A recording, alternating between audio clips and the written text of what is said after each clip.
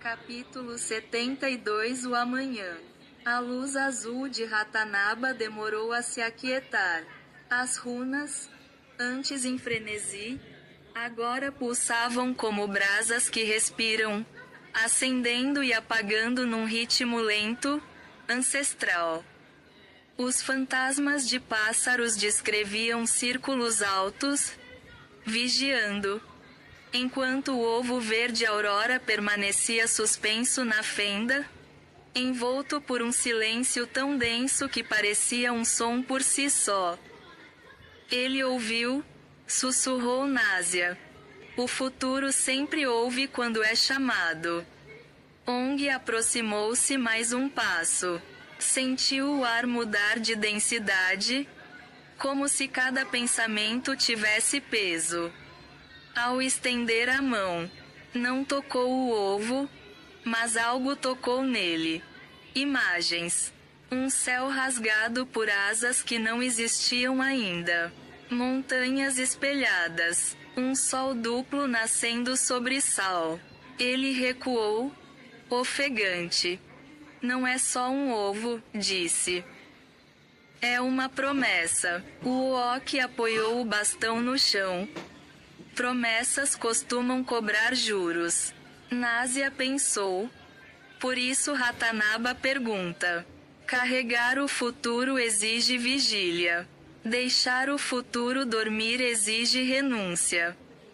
Ruoyapo caminhou ao redor da fenda, observando como a luz verde reagia à sua presença.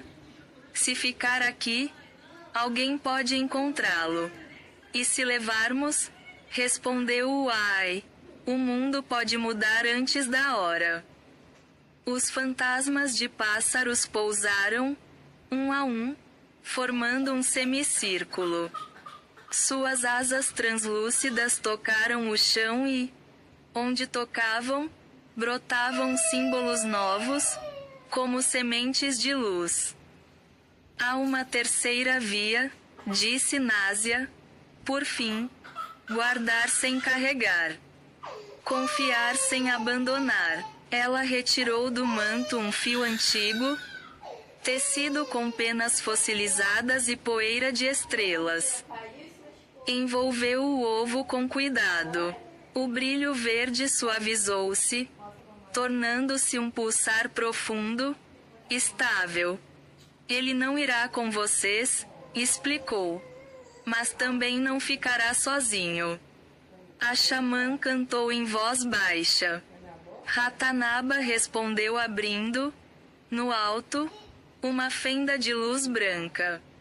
Os fantasmas de pássaros ergueram voo e, com um movimento conjunto, elevaram o ovo envolto no fio.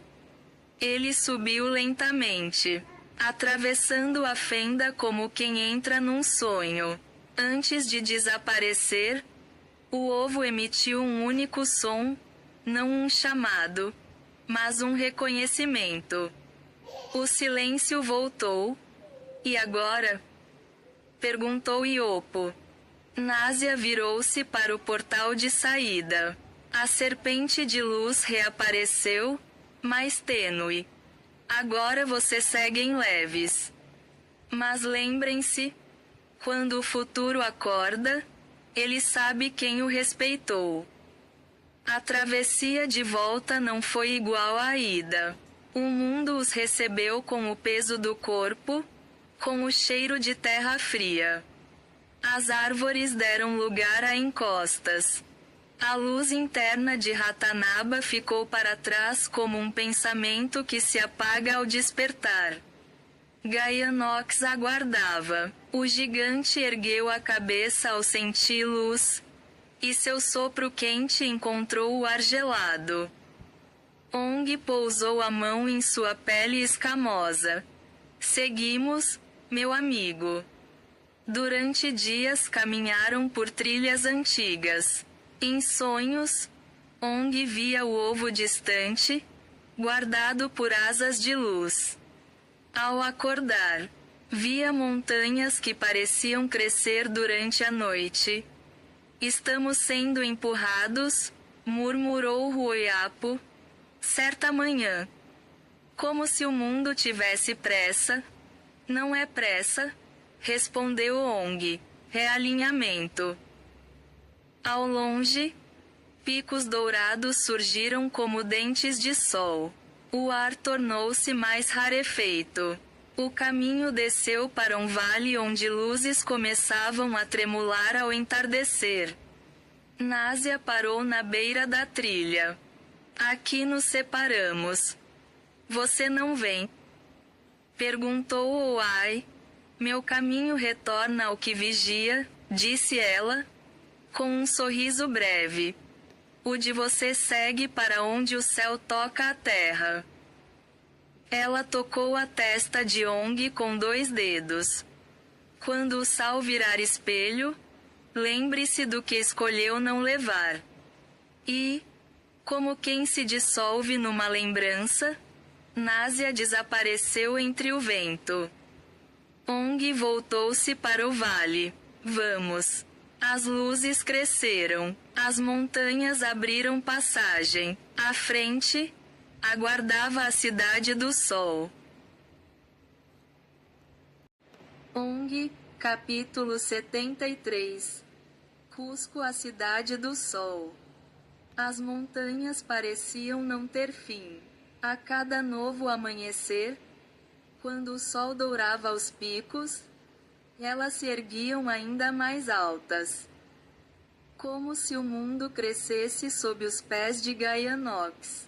O chão tremia com seus passos lentos, e o vento frio das alturas soprava forte, cortando o rosto de Ong, Ruoyapo, Iopo, Oai e Uook. Durante as travessias pelas ilhas, a vida era farta, cocos, frutas, peixes e água doce.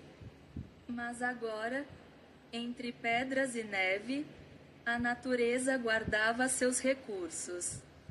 As florestas estavam longe, e o ar rarefeito parecia roubar não só o fôlego, mas também a esperança. Os heróis sentiram a fome apertar o estômago e o cansaço pesar sobre os ombros. Ong, contudo, permanecia firme. Ele conhecia o ritmo da jornada, o limite de cada um e, principalmente, a força de Gaianox, o gigante que carregava todos eles nas costas.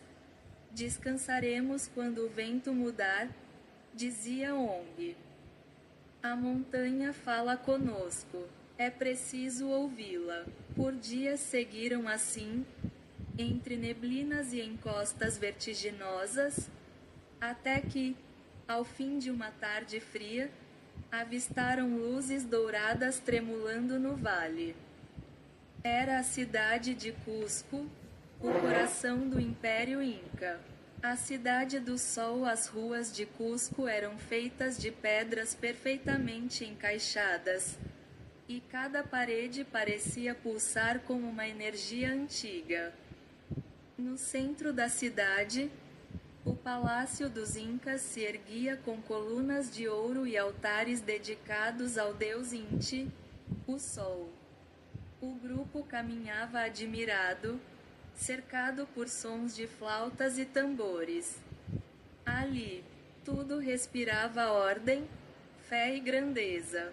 Em uma taverna próxima ao mercado, um comerciante idoso, a pessoa mais velha que eles já viram na vida, ele tinha 139 anos de idade. As pessoas daquela região viviam muito. Ele tinha pele queimada pelo sol e olhos brilhantes. Ele lhes contou uma antiga história. Há muito tempo, o deus Inti enviou à terra seus filhos, Manco Capac e Mama Oclou. Eles nasceram das águas do lago Titicaca, carregando um bastão de ouro. Onde o bastão afundasse na terra, seria o centro do mundo. E foi aqui, neste vale, que ele afundou. Por isso, Cusco é o umbigo da terra, o ponto onde o sol repousa para olhar seus filhos. Ong ouviu em silêncio, impressionado.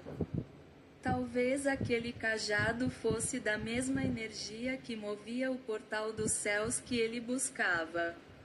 A caçadora do sol naquela noite, enquanto descansavam perto do palácio, eles conheceram a Apaque, uma caçadora de tesouros famosa entre os povos das montanhas. Ela era jovem, usava um manto azul e carregava um colar feito de dentes de puma. Seus olhos refletiam o brilho das estrelas, e algo misterioso em seu olhar indicava que sabia mais do que dizia. Vocês vieram de muito longe, disse ela. E eu sei o que eles estão procurando. Huoyapo se adiantou curioso. O portal dos céus, ela concordou. Sim, ele existe, nas terras do sul, no coração do deserto branco, o salar de Uyuni. Lá, quando o céu se espelha na terra, as portas entre os mundos se abrem. Ela desenhou um mapa com carvão em uma pedra lisa, marcando o caminho por vales e montanhas. Sigam para o sul. Mas se cuidem. Nem todos que sobem o caminho dos céus voltam. Sob o céu de Cusco naquela noite, os heróis acamparam nos arredores da cidade. Gaianox repousava imóvel, e eles dormiram sobre seu dorso como se estivessem em uma montanha viva. O céu estava claro, mais claro do que qualquer um deles já havia visto. Milhares de estrelas cintilavam, tão próximas que pareciam querer conversar. Huoyapo traçou um mapa estelar, tentando entender os caminhos das estrelas. Iopo, deitado de costas, desenhava constelações com os dedos no ar, ligando os pontos luminosos e inventando histórias sobre seu futuro. Oai dormia profundamente, embalado pela respiração lenta de Gaianox. Ong observava tudo em silêncio. Olhem, disse ele, com voz serena. De onde viemos? As estrelas se escondiam atrás das nuvens do mar.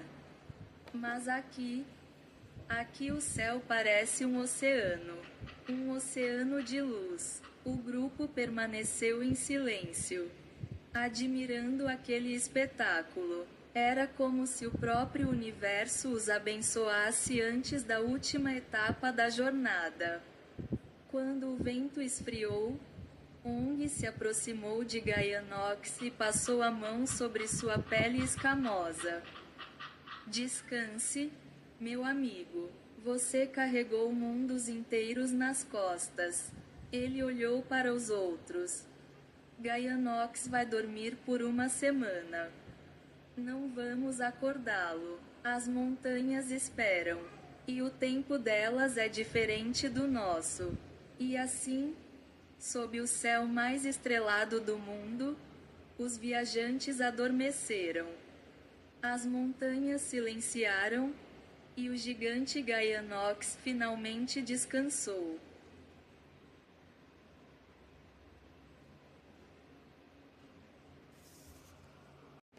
Ong, capítulo 74. Menina Olai e seu condor mágico.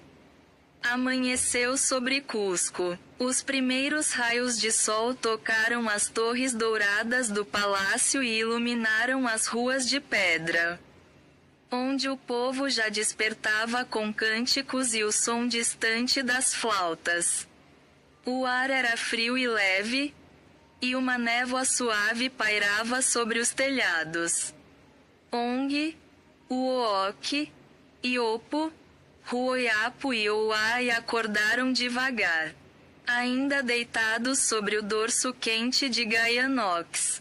O gigante continuava imóvel, dormindo profundamente, como uma montanha viva. De seu corpo saía um vapor leve, quase como se respirasse as nuvens. Ong esticou os braços, respirou fundo e sorriu. Hoje, descansaremos. Este será o nosso dia de paz, disse ele. Cada um pode sair para conhecer a cidade, mas lembrem-se, ao cair da noite. Nos encontramos aqui, junto de Gaianox. Ruoyapo, sempre cauteloso, perguntou: e quem vai proteger a árvore? Ong olhou para o tronco da grande Aoai, ainda presa com cordas firmes sobre as costas do argentinossauro adormecido. Ninguém precisa protegê-la aqui, respondeu. O povo desta cidade reverencia as árvores. E se alguém tentar tirá-la? Tenho certeza de que Gaianox acordará antes que o mal aconteça. O grupo concordou. Oai se espreguiçou e bocejou, já planejando dormir mais um pouco. Iopo, curioso e inquieto, disse que queria explorar as muralhas e mercados sozinho. Ong apenas sorriu e concordou. Os mercadores de Cusco Ong e Uok seguiram juntos pelas ruas de Cusco. O chão de pedra fria refletia o sol. E o cheiro de incenso e frutas secas enchia o ar. Por todos os lados havia mercadores vendendo tecidos coloridos, pulseiras feitas de ossos, potes de barro e figuras do deus Inti esculpidas em ouro. Ong parou em frente a uma banca coberta de mantos vermelhos e comentou: sabe, Uok, às vezes penso na nossa ilha. Doce Palauan, com suas praias e ventos mornos. Quem diria que existia um mundo assim, tão alto e tão vasto? O Uok sorriu, segurando uma fruta que nunca havia visto. Não importa o que encontremos no fim da jornada, Ong. Tudo isso já valeu a pena. Cada passo, cada risco. A aventura é o que nos faz vivos. Ong riu com sinceridade. Você fala como um sábio. Talvez o céu já esteja dentro de nós. A menina e o condor enquanto exploravam o mercado. Uma voz suave os chamou. Senhores viajantes. Viraram-se e viram uma menina de olhos verdes e cabelo caramelo preso por penas de condor. Ela segurava em seu braço uma pequena ave, um condorzinho. De asas abertas, como se quisesse voar. Meu nome é Olai, disse a menina. Este é Kuntur, meu amigo. Ele é um mensageiro do céu. O Uok se abaixou, encantado. Um condor. Como você o domesticou? Ele não é meu prisioneiro, respondeu Olai, sorrindo. Ele apenas voa comigo quando o vento permite. Então ela começou a contar a antiga lenda do condor mensageiro. Há muito tempo. Os deuses do Hanan Pasha, o mundo de cima, escolheram o condor como mensageiro entre o céu e a terra. Ele leva as preces dos homens até Inti, o sol, e traz de volta os sinais do destino. Quando um condor sobrevoa uma montanha, é sinal de que os deuses ainda observam o mundo. Ong e Uok ouviram fascinados. Talvez esse condor guie vocês, disse Olai. Vocês estão subindo o caminho dos deuses. Não estão? Ong concordou, surpreso com a sabedoria da menina. Sim, buscamos o portal dos céus. Então sigam o voo dos condores, disse ela, acariciando as penas da ave. Eles conhecem o caminho antes mesmo que o homem sonhe em trilhá-lo. O desaparecimento de Iopo quando o sol se pôs atrás das montanhas. Ong e Uok voltaram ao ponto onde Gaianox dormia. A cidade já estava silenciosa, iluminada apenas pelas tochas e pelas estrelas. Ruoyapo e Ouai estavam ali, conversando baixinho. Mas Iopo não havia retornado. Ele ainda não voltou?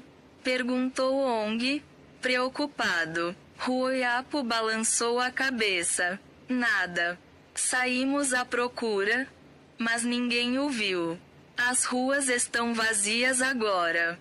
Ong olhou para o horizonte, onde o vento assobiava entre as pedras antigas. Algo estava errado. Ele sentiu um arrepio na espinha, como se o condor de Olai tivesse tentado avisá-lo de algo. Vamos procurá-lo, disse por fim. Mas esta noite, fiquemos juntos. Que as estrelas nos protejam. E assim, sob o mesmo céu que havia visto nascer o império dos filhos do sol. Os viajantes adormeceram inquietos, sem saber que Iopo, em algum lugar entre as muralhas de Cusco, vivia o início de um novo e misterioso destino.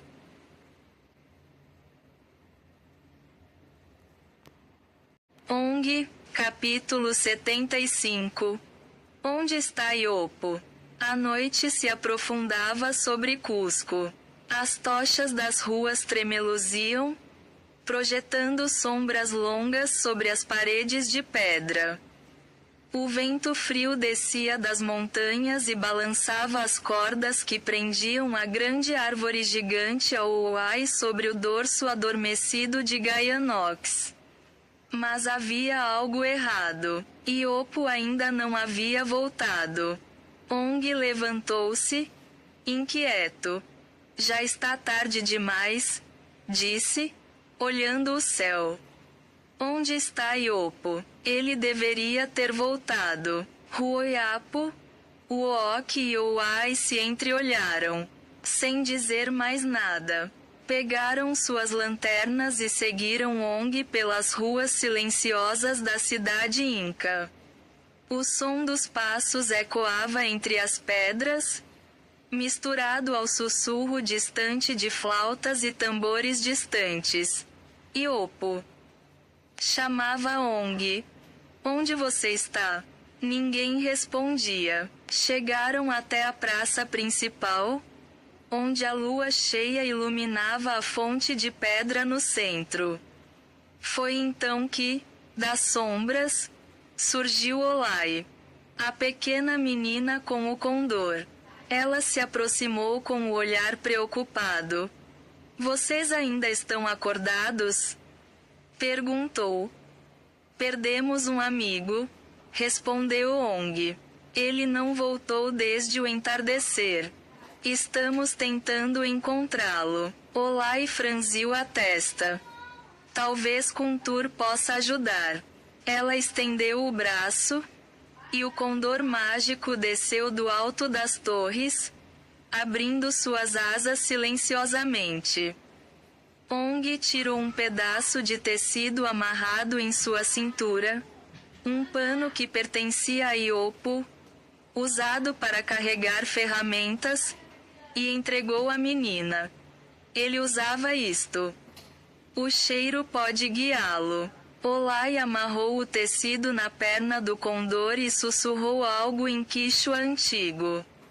O animal levantou voo em espiral, soltando um grito agudo que ecoou por toda a cidade. As estrelas pareciam brilhar mais forte à medida que ele ganhava altura. De repente, o condor mergulhou em direção ao centro da cidade, planando sobre os telhados e desaparecendo entre as construções. Sigam-no, gritou Ong. Correram pelas ruas estreitas até alcançarem uma viela iluminada pela lua. Lá, viram o condor pousado no parapeito de um prédio alto, e ao lado dele, Iopo. Ele estava sentado, quieto, com um punhado de grãos nas mãos, alimentando o condor. A ave bicava suavemente, sem medo. Ong subiu os degraus de pedra e o chamou.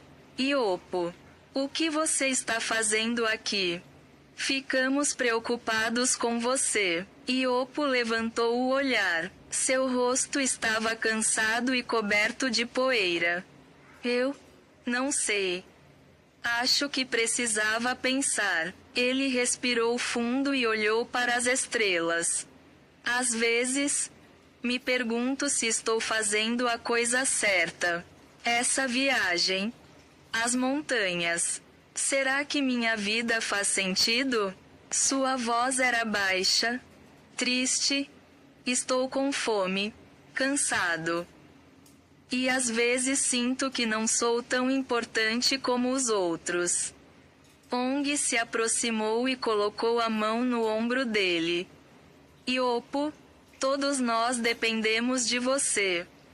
Você é parte da nossa força. Pode não ser o mais forte como o Oki, nem o mais sábio como o Ruoyapo, nem ter o dom do vento como o Ai, mas é você quem nos faz seguir. Você é o super-herói que acredita. Mesmo quando ninguém mais acredita. Iopo olhou por um momento e riu de leve. Eu sou maluco. Ong sorriu. Eu sou o mais maluco.